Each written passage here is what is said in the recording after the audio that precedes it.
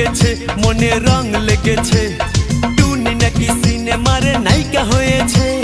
রং লেগেছে টুনির রং লেগেছে টুনি নাকি সিনেমার নায়িকা হয়েছে সেই ছবিতে নায়ক নাকি থাকবে সাকিব খান ছবিটার নাম নাকি তুমি আমার জান টুনির জ্বালায় এবার আমার যাবে রে প্রাণ রং লেগেছে মনে রং লেগেছে টুনি নাকি সিনেমার নায়িকা হয়েছে।